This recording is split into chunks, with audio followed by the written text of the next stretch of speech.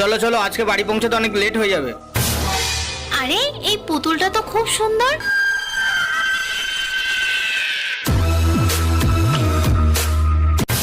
আরে আরে জিহান, তোমার মা কোথায় গেল? এখানেই তো ছিল, ওই তো। আরে ওখানে দাঁড়িয়ে কি করছো? এখানে এসো তাড়াতাড়ি। সত্যি তুমি আজও একটা, কখন কি কাজ করো। আরে এটা কি? হ্যাঁ, এই পুতুল কোথা থেকে পেলে তুমি? এই পুতুলে হাত দিবি না, এটা আমার। আরে তোমার গলাটা এরকম হলো কি করে? আরে রাস্তায় পড়ে থাকা পুতুলগুলো নিতে নেই, এটা আমাকে দিয়ে দাও। এটা দিয়ে দে আমাকে। না, আমাকে দাও, ফেলে দি।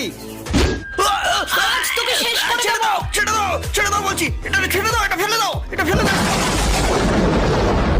এই, কোথায় গেল? কোথায় গেল? মা মা মা, তুমি কোথায় গেলে? মা মা মা। কেঁদো না বাবা, কেঁদো না, কেঁদো না। এই বিপদের মুখ থেকে একমাত্র এই পুতুলটাই আমাদের বাঁচাতে পারবে।